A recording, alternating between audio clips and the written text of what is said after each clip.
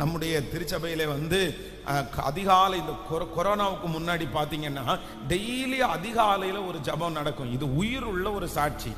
இந்த அதிகாலை ஜபத்தில் பார்த்தீங்க அப்படின்னு சொன்னால், இந்த கவுட்டுச்சாலை இந்த பக்கத்தில் இருந்து பார்த்தீங்கன்னா ஒரு ஃபேமிலி வந்து அவங்க அப்பா அம்மா 2 பசங்க வாலிப பசங்க வந்து ரெகுலராக வந்து அந்த அதிகாலை ஜபத்திற்கு வருவாங்க. அப்போ ஜபத்திற்கு வரும்போது நான் ஒரு நாள் என்ன சொல்றேன் அப்படின்னு சொன்னா, ஆண்டவர் கொடுக்கிற இந்த மாதிரி தரிசனத்தை நீங்க என்ன பண்ணுங்கன்னா, அதை வந்து ஒரு பிரிண்ட் அவுட் எடுத்து அதை வந்து டெய்லி நீங்க பார்க்கறது மாதிரி ஒரு இடத்துல வந்து நீங்க ஒட்டி வைங்க. அதற்கு கீழே வந்து தேவனே இதை எனக்கு தாரும் அப்படின்ற ஒரு வாக்கியத்தை எழுதுங்கன்னு நான் ஒரு நாள் பிரசங்கம் பண்றேன்.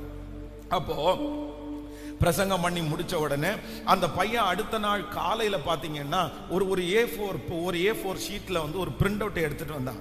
அதுல வந்து ஃபர்ஸ்ட் வந்து ஒரு வீடு, அதுக்கப்புறம் ஒரு கார், அதுக்கப்புறம் கீழே பாத்தீங்கன்னா ஒரு கீபோர்டு.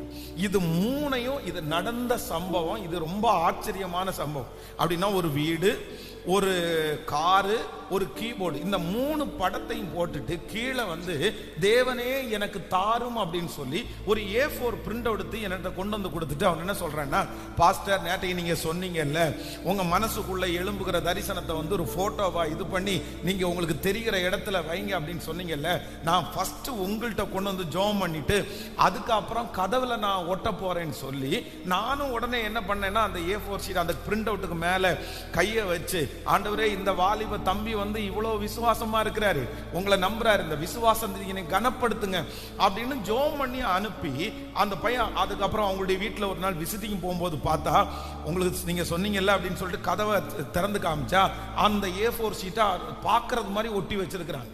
டெய்லி அதற்காக ஜெபம் பண்றாங்க. ஃபர்ஸ்ட் நம்பர் 1 முதலாவதாக ஆண்டவர் என்ன பண்ணாருன்னு சொன்னா ஒரு கீபோர்டு. அது எப்படி கிடைச்சிச்சு அப்படின்னு சொன்னா, அவருடைய அந்த பையன் போற அந்த காலையில ஜெபத்துக்கு வருவாங்க, இன்னொரு சர்ச்சுக்கு போறாங்க. அவங்க சர்ச்சுக்கு போற ஒரு பையன் வந்து ஒரு புது கீபோர்டை வாங்கி 9 மாதமா 2 நாள் தான் வாசிச்சிருக்கிறான். அதுக்கப்புறம் அவன் வாசிக்கவே இல்லை. திடீரென்று என்ன அப்படின்னு சொன்னா, அவனுக்கு வந்து வெளிநாட்டுல வேலை கிடைச்சிருச்சு.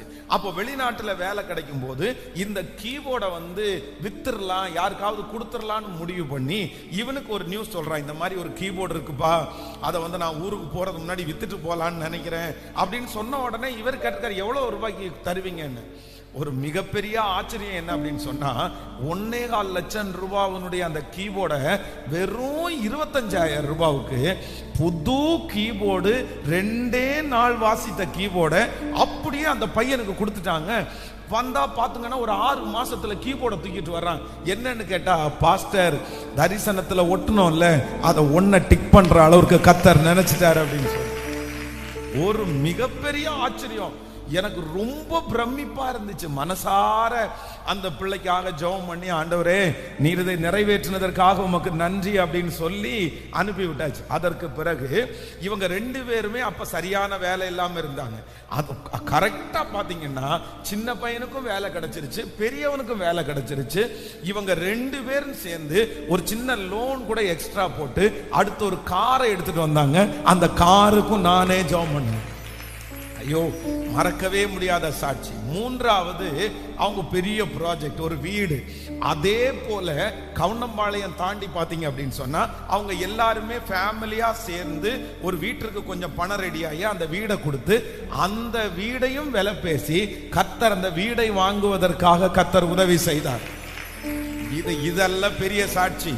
அவன் வந்து அந்த கீபோர்டை வச்சு தரிசனத்தை வச்சு ஜெபம் பண்ணான் பாருங்களேன். இன்னைக்கு ஒரு மிகப்பெரிய மியூசிக் ஷாப்புக்கு அவன் ஓனரா இருக்கிறான். மியூசிக் ஷாப்புக்கு அவனுடைய கடையிலே இருக்கிற மியூசிக் பொருள் மட்டும் பாத்தீங்கன்னா கிட்டத்தட்ட 50 லட்சம் ரூபாய்க்கு மேல பொருளை வந்து அவருடைய கடையில வச்சிருக்கான். ஐயோ, ஆண்டவர் வந்து நம்முடைய விசுவாசத்தை, நம்முடைய தரிசனத்தை கர்த்தர் கனம் பண்றார் அப்படின்னு சொல்லி அந்த குடும்பத்தை பார்த்து நான் கண்டுபிடிச்சேன்.